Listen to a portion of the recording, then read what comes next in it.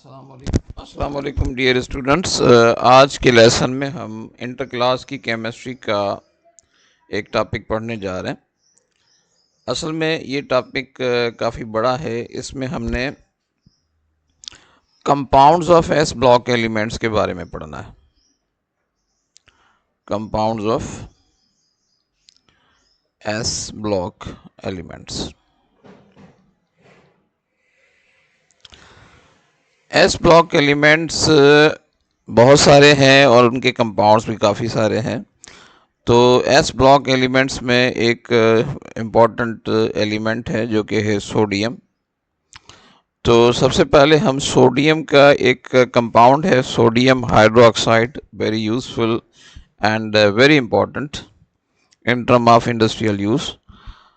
जो है sodium hydroxide है, तो सोडियम हाइड्रोक्साइड की प्रॉपर्टीज़ के बारे में पढ़ेंगे, उसकी प्रोडक्शन के बारे में पढ़ेंगे और उसके यूज़ेस के बारे में हम इस लेसन के अंदर समझने की कोशिश करेंगे। तो सबसे पहले देखते हैं कि आज के लेसन का हमारा एजेंडा क्या होगा।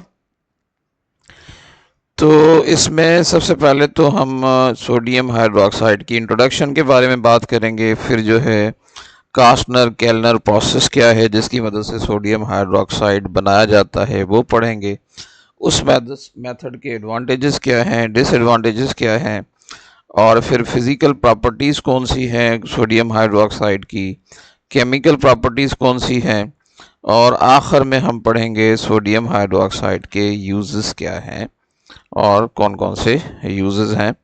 तो हमारा जो टॉपिक है वो मुकम्मल हो जाएगा। तो सबसे पहले सोडियम हाइड्रोक्साइड है क्या और उसके क्या क्या यूजेस हैं वो समझ ले, क्या क्या बेसिक प्रॉपर्टीज़ हैं वो समझ लेते हैं।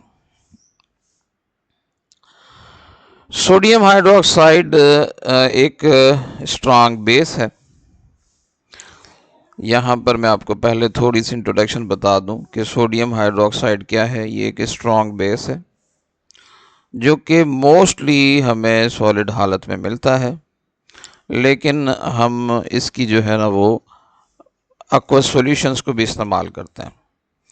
सोडियम हाइड्रोक्साइड इसका केमिकल नाम है, लेकिन मोस्टली और कॉमनली हम इसे कास्टिक सोडा भी कहते हैं और केमिकल नाम सोडियम हाइड्रोक्साइड है और इसका फार्मूला है NaOH। अच्छा, इसे कास्टिक क्यों कहते हैं? असल में लफ्ज़ कास्टिक कहते हैं ऐसी चीज़ को जो करोसिव हो और जिसके अंदर जलाने की सलाहियत हो। करोसिव का मतलब वो है कि जो किसी मेटल को रस्ट लगा दे, मेटल को जंग आलूद कर दे, उसको हम करोसिव कहते हैं। और ये स्किन को डैमेज करता है, स्किन को जला लेता है, जिस तरह से एसिड स्किन को डैमेज करता है।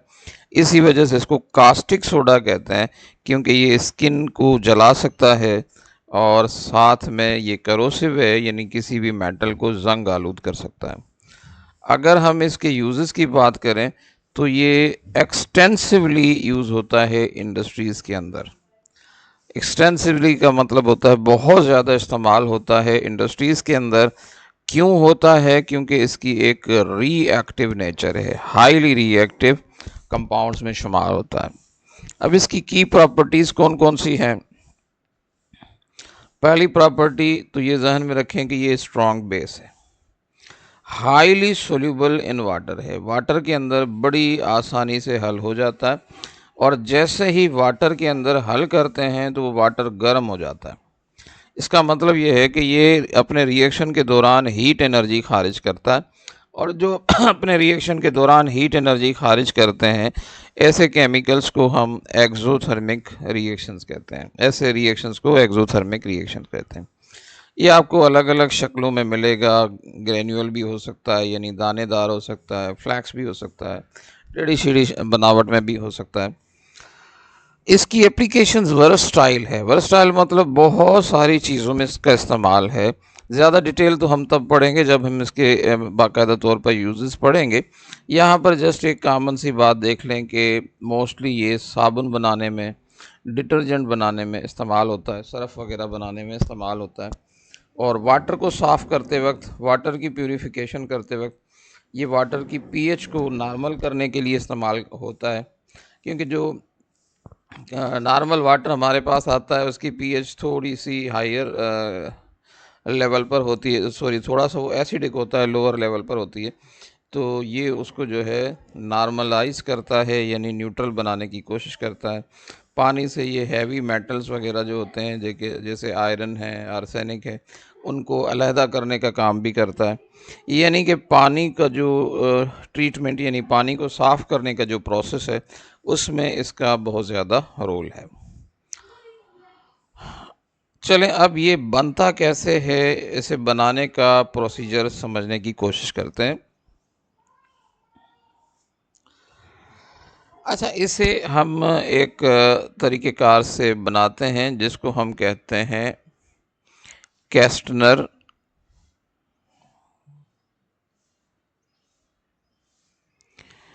केल्नर प्रोसेस।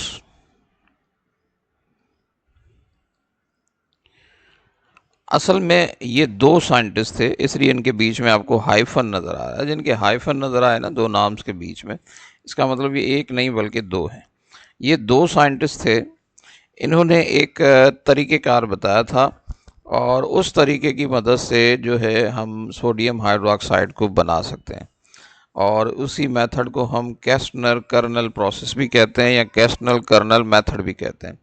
ये जो डिवाइस आपको नज़र आ रही होगी, ये पूरे का पूरा एक सिस्टम है, और ये पूरे सिस्टम को हम जो है ना ये कैस्टनर कर्नल सेल कहते हैं। अच्छा, कैस्टनर कर्नल सेल के बारे में थोड़ा सा आपको ब्रीफ इंट्रोडक्शन दे दूं। इसके दो पोर्शन होते हैं, एक अपर पोर्शन, ये देखें, ये मैं इधर अलग से बनाने की कोशिश कर रहा हूँ। ये वाला पोर्शन जो है ये इसका अपर पोर्शन है।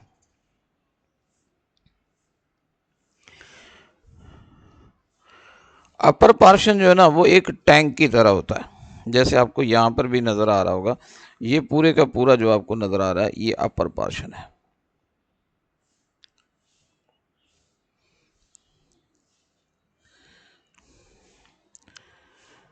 और अपर पोर्शन जो है वो एक टैंक की तरह होता है, और इसमें सोडियम क्लोराइड यानी नमक का सॉल्यूशन होता है। सोडियम क्लोराइड यानी नमक का सॉल्यूशन होता है, और इसके अंदर टाइटेनियम के एनोड यानी टाइटेनियम के पीसेस लगे होते हैं। ये जो ब्लैक कलर के आपको नज़र आ रहे हैं ये टाइटेनियम के पीसेस हैं, ये यहाँ पर लगे होते हैं, बहुत सारे होते हैं। और ये पूरी की पूरी जो सॉल्यूशन है ये सोडियम हाइड्रोक्साइड की, सॉरी सोडियम क्लोराइड की, नमक की सॉल्यूशन होती है, जिसको आम ज़बान में हम ब्राइन कहते हैं।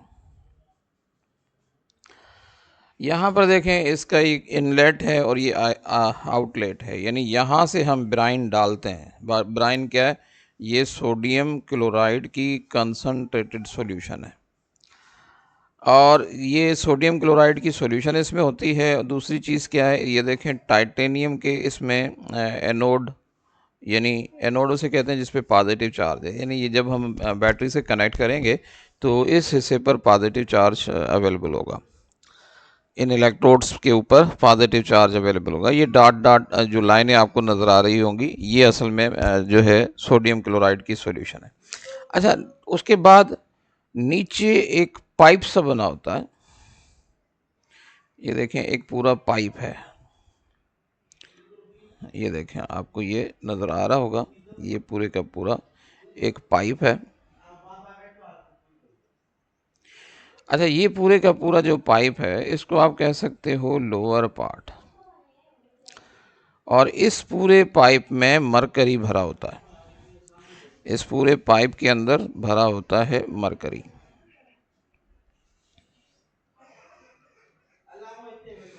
ये मरकरी भरा होता है। मरकरी आपको पता है एक मेटल है, ये वाला मेटल इसके अंदर भरा होता है।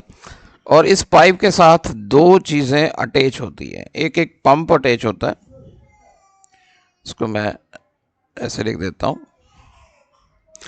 इस पंप का काम है कि इस मरकरी को ये क्लॉकवाइज डायरेक्शन में घुमाता है, जैसे घड़ी की सुई इस तरह चलती है ना, तो ये इस तरह से मरकरी को मूव कराता रहता है ऐसे। अच्छा, अगर ये पंप आप फिट नहीं करेंगे तो जो है ये मरकरी इसमें रोटेट नहीं करेगा। हमारा मकसद होता है कि मरकरी इसमें रोटेट करे। ये जो आपको यहाँ पर नज़र आ रहा है ये पूरे का पूरा पंप, ये पंप है, सॉरी पंप नहीं है, ये पाइप है ये पूरा, और ये इसका पंप है जो मरकरी को रोटेट करवा रहा है क्लॉकवाइज डायरेक्शन में। ये देख रहे हैं आप एरो, ये मरकरी को रोटेट करवा रहा है। अच्छा, इसी पंप का एक और हिस्सा भी है, ये देखें यहाँ पर एक अलग से हिस्सा बना हुआ है। ये वाला हिस्सा जो है ना, ये डेनूडर कहलाता है, डेनूडर।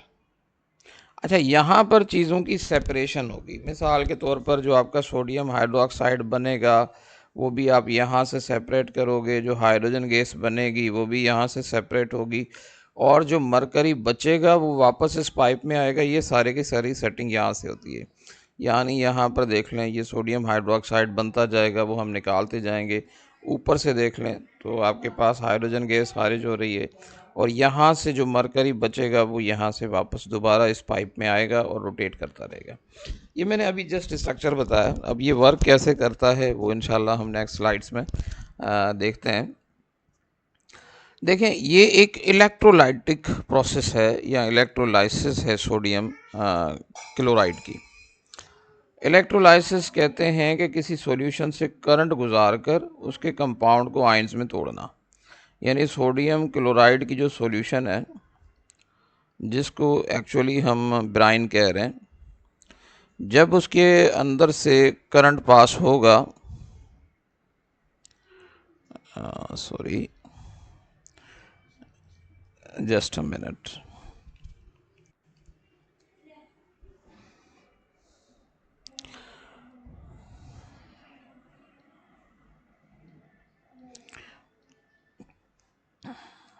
दो मिनट सिर्फ, ये कभी कभी पेन में गड़बड़ हो जाता है। सोडियम क्लोराइड के सॉल्यूशन से जब करंट पास होगा तो वो दो हिस्सों में टूट जाएगी। यानी उसमें से सोडियम अलग हो जाएगा और क्लोरीन जो है वो अलहदा हो जाएगा। अच्छा, अब ये किस तरह से काम करता है, अब देखें, सबसे पहले हम अपर पार्ट की बात करते हैं। पहले में हमने लोअर पार्ट पे बात की थी, सॉरी जर्नली हमने सारे को डिस्कस किया था। अब हम अपर पार्ट के बारे में बात करेंगे।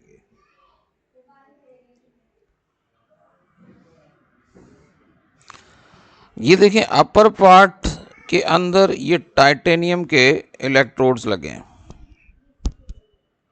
यानी अपर पार्ट का पहला पॉइंट जहन में रखें कि इसमें जो एनोड फिक्स होता है वो टाइटेनियम ब्लॉक्स का होता है। अच्छा, ये इमर्स होता है यानी डूबे होते हैं। इमर्स का मतलब होता है एक चीज़ डूबी होती है। एक्वस सोडियम क्लोराइड सॉल्यूशन, यानी पानी में बनी हुई सोडियम क्लोराइड की सॉल्यूशन के अंदर, उस सॉल्यूशन को हम ब्राइन कहते हैं। उस सॉल्यूशन को जो नाम देंगे वो नाम देंगे ब्राइन का।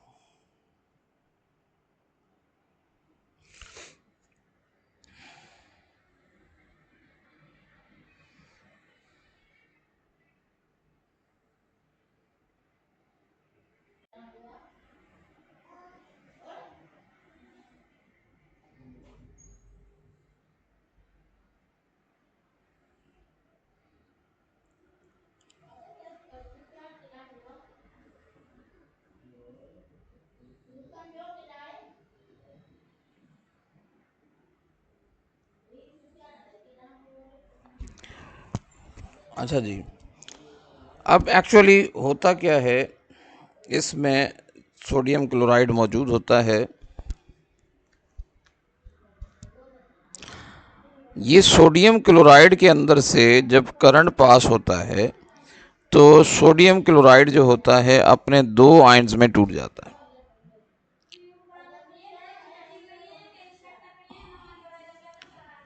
इसमें से सोडियम आयन अलहदा हो जाता है और क्लोरीन आयन अलहदा हो जाता है।